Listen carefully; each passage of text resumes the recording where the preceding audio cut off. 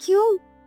तुम्ही ने मुझे गदा सांसें दी, फिर आप मुझे नष्ट क्यों कर रहे हो? मैं पत्थर से अधिक बन गई थी तुम्हारे प्रेम से। आओ मेरे साथ चलो, मैं तुम्हें वो शक्ति दूंगी जो तुम्हें कभी तुम्हारी गांव ने नहीं दी। सम्मान, आदर और अमरता। तुम्हारे हाथों की कला को देवता भी पूजेंगे। तुम्हारी राजा ने तुम्हें क्या दिया? अपमान।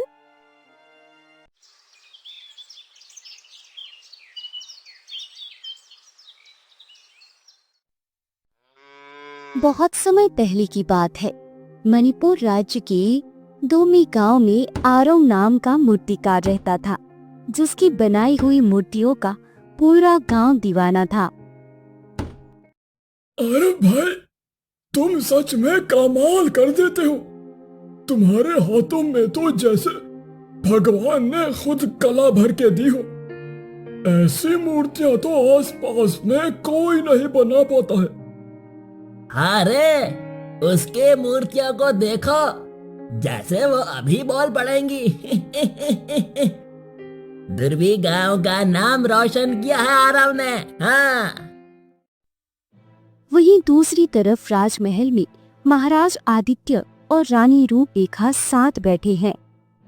रूपरेखा, मैंने जीवन में बहुत कुछ पाया है, सत्ता, वैभव, यश, लेकिन इन सब से बढ़कर जो सुख मुझे तुम्हारे साथ होने से मिलता है वो अनमोल है।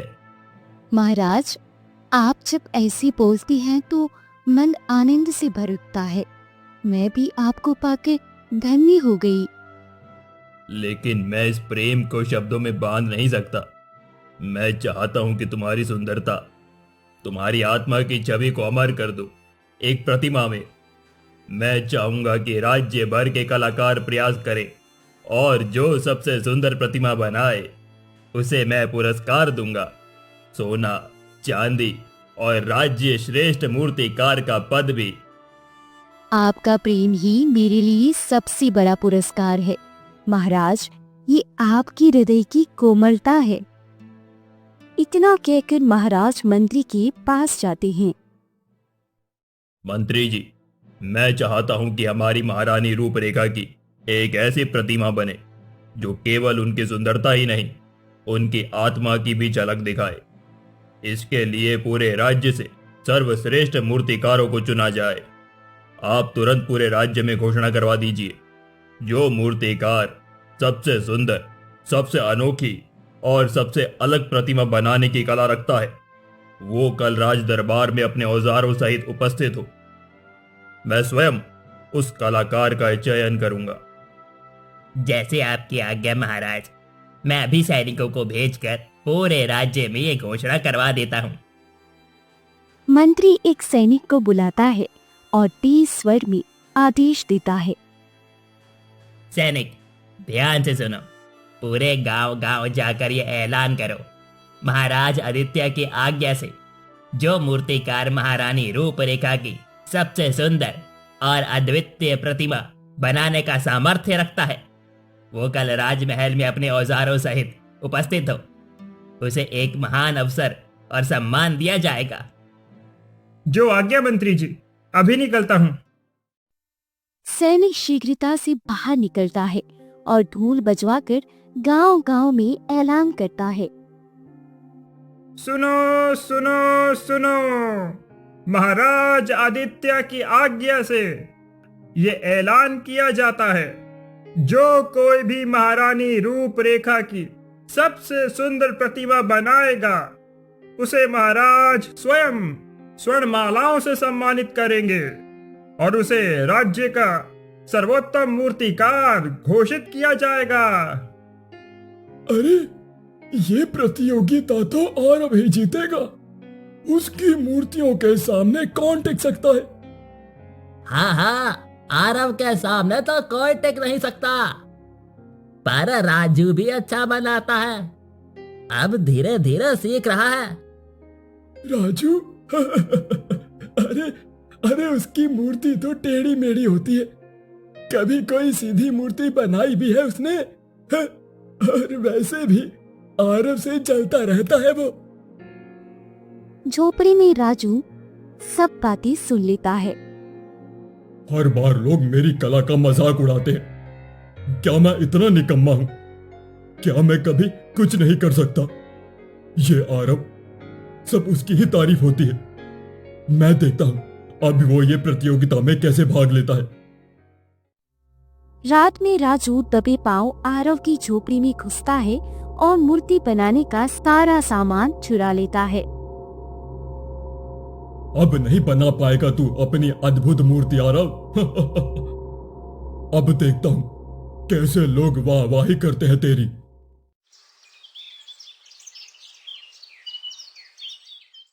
ये कैसे हो सकता है? मेरे सारे औजार कहाँ चले गए? मैंने तो इन्हें यहीं पर रखा था। किसी ने चुराए हैं, लेकिन कौन और क्यों? वह इधर उधर ढूंढता है। तभी एक झोपड़ी के पीछे टूटी हुई औजार का एक छोटा टुकड़ा दिखता है। ये तो मेरा ही औजार है, लेकिन ये यहाँ कैसे पहुंचा? क्या ये राजू ने? नहीं, चाहे कुछ भी हो जाए, मैं हार नहीं मानूंगा। अगर औजार नहीं है तो भी हाथ है, मिट्टी है और मन में विश्वास है। मैं कोशिश जरूर करूंगा। वह कुछ पुराने औजारों को जमा करता है और प्रतियोगिता के लिए रवाना हो जाता है। राजमहल के बाहर कलाकार एकत्र होते हैं। राजू दूर से आरव को आते देखता है। ये क्या आरव? लेकिन मैंने तो इसके सारे औजार चुरा लिए थे, फिर ये प्रतियोगिता में कैसे आया? उससे मुझे क्या? मुझे तो अपनी प्रतियोगिता जीतने पर ध्यान देना चाहिए।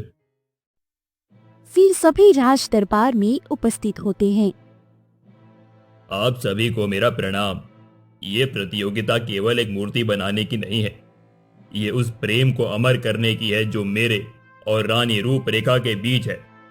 मैं चाहता हूं कि ये प्रतिमा ना सिर्फ सुंदर हो, बल्कि उसमें भावनाएं भी हों, आत्मा हो, सच्चाई हो। आरव और राजू, तुम दोनों के कार्य में एक विशेष आकर्षण है। मैं देख रहा हूं कि तुम दोनों ने कठिन परिस्थितियों में भी हार नहीं मानी। यही असली कलाकार की पहचान है।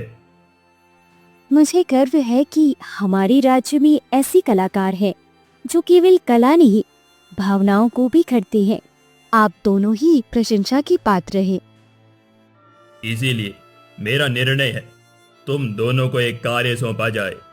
जो प्रतिमा सबसे उत्कृष्ट होगी उसे मिलेगा विशेष पुरस्कार।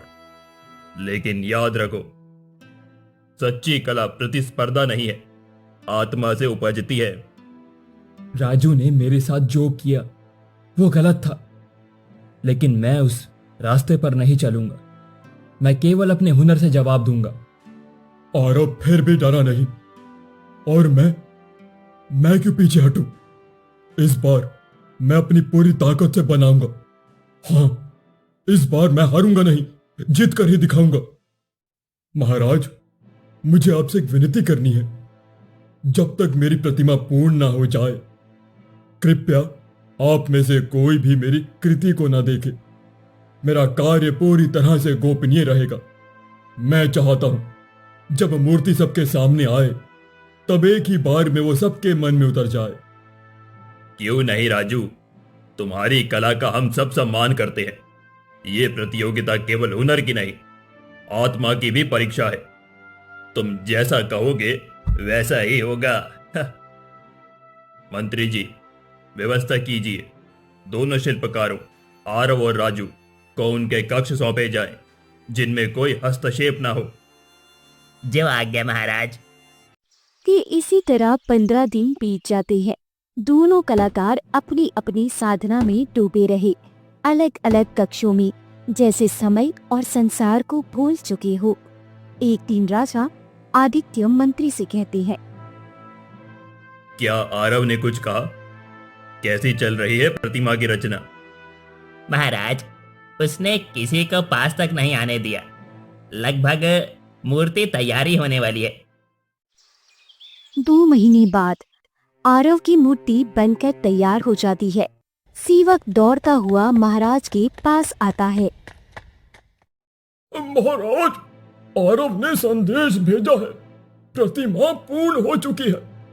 वो चाहता है कि कल आप दरबार में उसे सबके सामने देखे। तो समय आ गया है कला के उस पल का जहां पत्थर में प्राण देखने को मिलेंगे।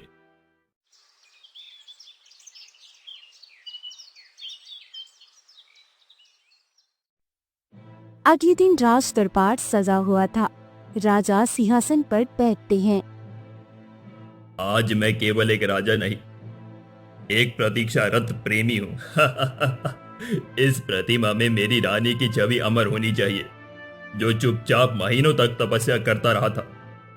लेकिन अब यह केवल सौंदर्य का प्रश्न नहीं रहा है, यह उस कलाकार की आत्मा का परिणाम है। पर्दा हटाइए। जैसे ही पर्दा हटता है, सबकी आंखें ठहर जाती है। दरबार में सन्नाटा फैल जाता है। वह प्रतिमा रानी रूपरेखा की नहीं, किसी और स्त्री की है। विलक्षण दिव्य आंखें बंद किए हुए, जैसे ध्यान मग्न हो। ये तो रानी नहीं है। ये कौन है? अरे मैं इस चेहरे को जानता हूँ। ये तो कल्पना है। हाँ, वही कल्पना जो 10 साल पहले नदी में डूब गई थी। ये कैसी मूर्ति है? ये तो महारानी का अपमान है। अरे राजा के दरबार में मरे हुए लोगों की मूर्ति, ये तो अशुभ है, ये तो विद्रोह है। आरव, ये मूर्ति तुमने बनाई है। तुम्हें तो महारानी की प्रतिमा बनानी थी। ये अपमान है, राजा आज्ञा का अपमान, मेरी भावनाओं का अपमान किया है तुमने। महाराज, मैं नहीं जानता हूं ये मूर्ति कैसे बन गई। मैं तो महारानी की ही मूर्ति बना रहा था। असंभव है ये। बिना मेरी आज्ञा और इच्छा के ये मूर्ति तुमने कैसे बना दी? ये मेरा अपमान है, मेरी महारानी का अपमान है। आरव, तुम आज ही मेरे राज्य को छोड़कर चले जाओ। महाराज, मेरा उद्देश्य किसी का अपमान करने का नहीं था। मैंने केवल वही रेखाएं पत्थरों पर उतारी जो मन ने दिखाई।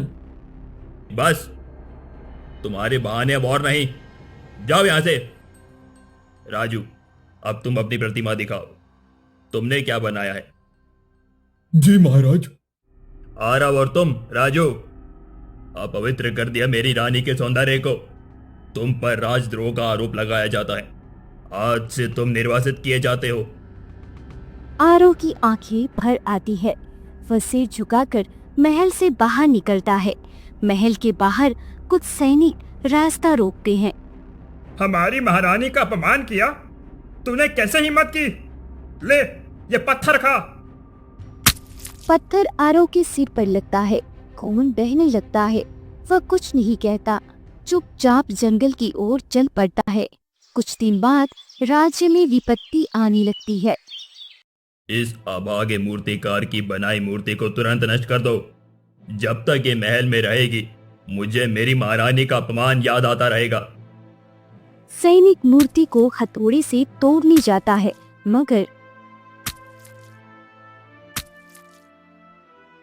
महाराज, ये मूर्ति टूटती नहीं, ना कुल्हाड़ी चलती है, ना आग लगती है।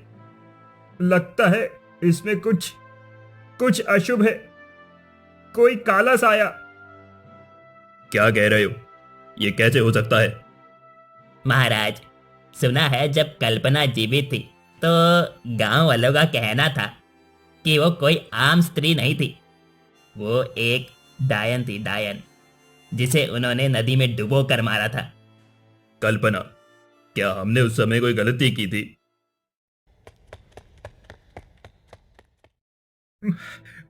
महाराज, गांव की नदी का पानी काला हो गया है। लोग भयभीत हैं और पूरे गांव में भयंकर विपत्ति आ गई है। लगता है जैसे राज्य पर काला साया मंडरा रहा हो। मूर्ति से भी आवाजें आ रही हैं। ऐसा लगता है कि उसमें कोई कष्ट में है। ये तो कोई मायावी घटना है महाराज। अब हम क्या करें? हमारे राज्य का क्या होगा? ये क्या हो रहा है? ये सब कुछ अनहोनी सा लगता है। मंत्री जी, आप एक सिद्ध साधु को बुलाइए। अगर कोई रास्ता है तो हमें वही बता सकते हैं।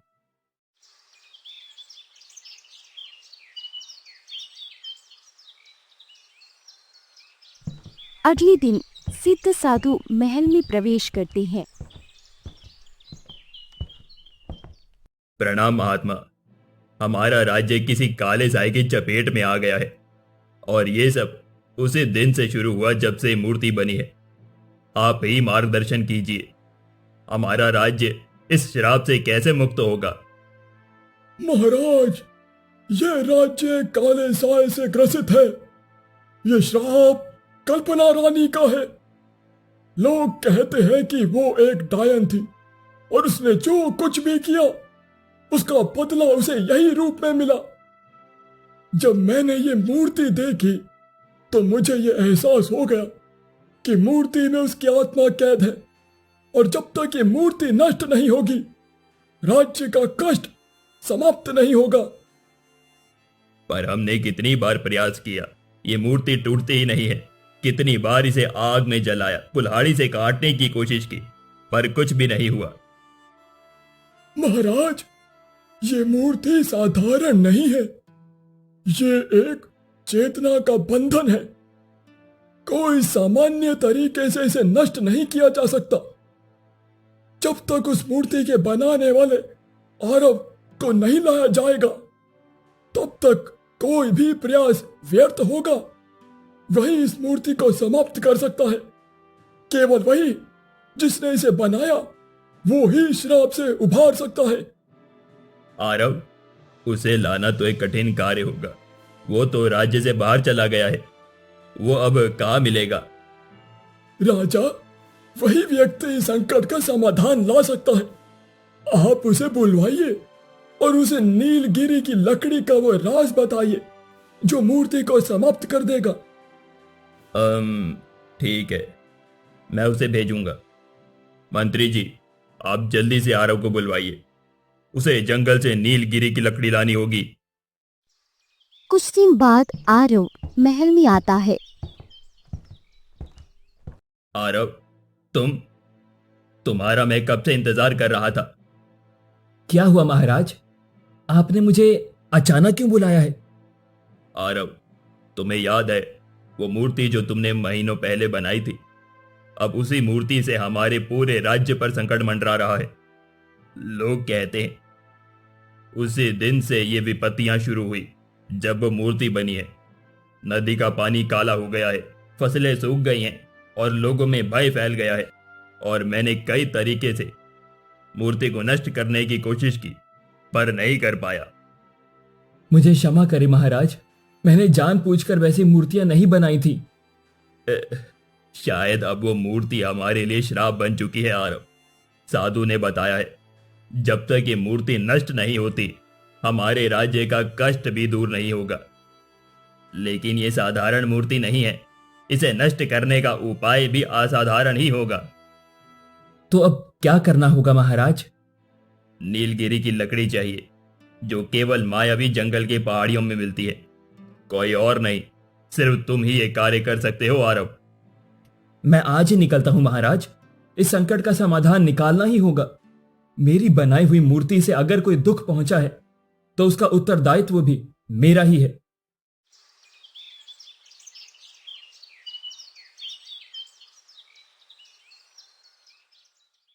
अगले दिन आरव मायावी जंगल की तरफ निकल पड़ता है। आरव चलती चलती एक अंधेरी घनी जंगल में पहुंचता है। अचानक धुआं छा जाता है और एक रहस्यमयी राक्षस प्रकट होता है। कहाँ आ गया तू मूर्ख इंसान? इस मूर्ति को तोड़ना चाहता है? तुझे पता भी है वो मेरी शिष्या थी। मैंने ही उसे तंत्र विद्या सिखाई थी, लेकिन तुम लोगों ने उसे मार डाला, उसे पत्थर बना दिया और अब तुम उसे भी तोड़ना चाहते हो।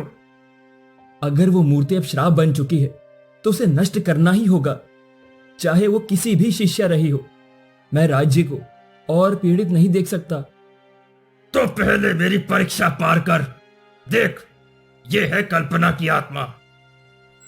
जाल में से एक तेज रोशनी निकलती है और उसमें से कल्पना की आत्मा प्रकट होती है। क्यों? तुम्ही ने मुझे गदा सासी दी फिर आप मुझे नष्ट क्यों कर रहे हो? मैं पत्थर से अधिक बन गई थी। तुम्हारे प्रेम से आओ मेरे साथ चलो, मैं तुम्हें वो शक्ति दूंगी जो तुम्हें कभी तुम्हारी गांव ने नहीं दी। सम्मान, आदर और अमरता। तुम्हारे हाथों की कला को देवता भी पूजेंगे। तुम्हारी राजा ने तुम्हें क्या दिया? अपमान। सम्मान तब व्यर्थ हो जाता है जब वो निर्दोषों के आंसुओं की कीमत पर मिले। तुम मेरी रचना थी, पर अब तुम एक विनाश बन चुकी हो। पूरा गांव भूखा है, प्यासा है, डर के साए में जी रहा है। तुम्हारी वजह से पशु पक्षी तक जल को तरस गए हैं। मैं तुम्हारे साथ नहीं जा सकता कल्पना। मैं उस अपराध का हिस्सा नहीं बन सकता जिसका बोझ मेरी आत्मा भी नहीं सह सकती। तो तुम भी मुझे छोड़ दोगे जैसे सबने किया? मैं पत्थर में जीती रही सिर्फ तुम्हारे इंतजार में। अब जब मैं जीवित हुई, इन्हीं मुझे मिटा दोगे? मैं तुम्हें मिटा नहीं रहा, मैं तुम्हें मुक्त कर रहा हूं। जिस प्रेम में पीड़ा हो वो बंधन है, मोक्ष नहीं। और मैं चाहता हूं कि तुम मुक्त हो जाओ, मैं भी मुक्त हो जाऊं अपने अपराध से। तुम्हें बनाकर मैंने जो अपराध किया, माफ करना कल्पना, लेकिन मुझे कार्य पूरा करना ही होगा। सारा दृश्य अचानक गायब हो जाता है। फिर कुछ देर आगे चलने के बाद एक घनी जंगलों के बीच पहुंचता है। तभी उसकी नजर एक कोने में पड़ी राजू पर जाती है।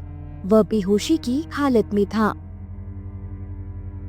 राजू, राजू, ये तुम यहाँ कैसे? आरव, मैं यहाँ कैसे पहुंचा? कुछ समझ में नहीं आ रहा है। सब अंधेरा था, डर और बस एक ही आवाज गूंज रही थी, मेरी अपनी गलतियों की। तुम्हें कुछ नहीं होगा, मैं यही हूं। नहीं आरव, मुझे माफ कर दो। मुझे लगता है कि ये सब मेरी ही वजह से हुआ है। मैंने एक बार तुम्हारे औजार चुरा लिए थे। मैं तुमसे जलता था, तुम्हारी काबिलियत से। पर आज समझ में आ गया है कि असली ताकत दूसरों को ऊपर उठाने में है, गिराने में नहीं। आरव, उस बात को बहुत वक्त हो गया है। तूने अब सच को कबूल कर लिया है, वही काफी है। गलती हर कोई करता है, लेकिन उन्हें मान लेना यही असली साहस है। तुम्हारे जैसा दोस्त नहीं मिल सकता यार। लेकिन अब तुम आगे मत जाओ। वो रास्ता खतरनाक है, तुम्हारी जान भी जा सकती है। अगर मैं नहीं गया तो ये मुसीबत कभी नहीं रुकेगी। मुझे जाना ही होगा, और तू अब वापस लौट जा सही रास्ते पर। जो सफर तूने शुरू किया है उसे अब ठीक से खत्म कर। ठीक है आरव, शायद अब मेरी राह भी साफ हो सके। भगवान करे तू सही सलामत लौटे दोस्त। इतना कहकर राजू लौटने लगता है और आरव पहाड़ी के उस पार और अधिक अंधकार में कदम रखता है, जहाँ विशाल नीलगिरी का वृक्ष है। जैसे ही वह लकड़ी तोड़ने जाता है, आकाश में बिजली चमकती है और वृक्ष बोल उठता है। रुको, अगर तुम्हें मेरी लकड़ी चाहिए तो पहले मेरी 2 पहेलियों का उत्तर दो। पूछिए, मैं उत्तर देने के लिए तैयार हूं। हाँ, जो दिखाई नहीं देता पर सबके साथ होता है, जो चले तो समय कटता है और रुके तो जीवन थमता है। समय। अब बताओ, एक ऐसा दीपक जो बिना तेल के जलता है, जिसकी लौ दिखती नहीं, पर उसी से सब कुछ दिखता है। इसका उत्तर है ज्ञान। तुमने सही उत्तर दिया है। वाह, ये लो मेरी लकड़ी, इसका उपयोग उचित मार्ग में करना। जैसे ही आरव महल लौटता है, राजा उसकी प्रतीक्षा कर रही थी।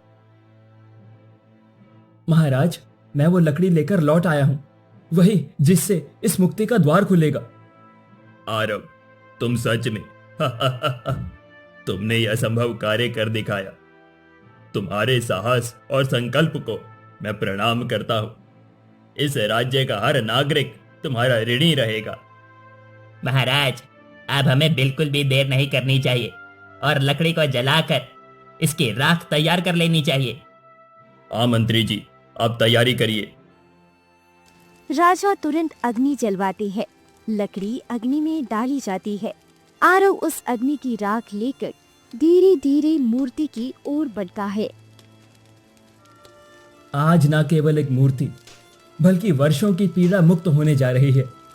कल्पना, यदि तुम सुन सकती हो तो जान लो, मैं तुम्हें इस राज्य को कष्ट पहुंचाने नहीं दूंगा। मेरे राज्य को। राख जैसे ही मूर्ति पर डाली जाती है, एक तेज प्रकाश का एक झोंका फूटता है और उसमें से कल्पना की आत्मा प्रकट होती है। आरव, आरव, आज तुम्हारी वजह से मुझे इस संसार से मुक्ति मिल गई। अगर तुम मुझे आजाद न करती तो मैं यूं ही पीड़ा में भटकती रहती, अपनों से दूर, अपनी पहचान से परे। तुमने मेरी आत्मा को वो शांति दी है जो मुझे मृत्यु के बाद भी ना मिली थी। धन्यवाद आरव, धन्यवाद। अब मैं जा रही हूँ, सदा के लिए। कल्पना की आत्मा धीरे धीरे प्रकाश में विलीन हो जाती है। तभी मूर्ति का रूप बदलने लगता है और वो अब रानी जैसी प्रतीत होती है। ये कैसे संभव है? मूर्ति अब रानी जैसी हो गई है। आरव, तुमने ना सिर्फ एक मूर्ति बनाई बल्कि उसमें आत्मा और भावनाओं की सांसें भी भर दी हैं। तुम्हारी कला अब अमर हो चुकी है। तुम इस राज्य की सबसे बड़ी पूंजी हो। तुम्हारे हाथों में कोई जादू है आरव। जो भाव हमने सिर्फ महसूस किए थे, तुमने उन्हें आकार दे दिया, जैसे पत्थर को अमर कर दिया। तुम्हारा धन्यवाद शब्दों से परे है। राजा आदित्य ने उन्होंने आरव को बुलाकर राज में सम्मान दिया और राजू को भी प्रोत्साहित किया कि वह अपनी कला को निखारे। और इस प्रकार मणिपुर राज्य में कला और प्रेम ने फिर से नया सवेरा देखा। रानी रूपरेखा की याद में बनी मूर्ति आज भी उस गांव में खड़ी है, जहां हर कोई उस प्रेम और न्याय की कहानी सुनाता है।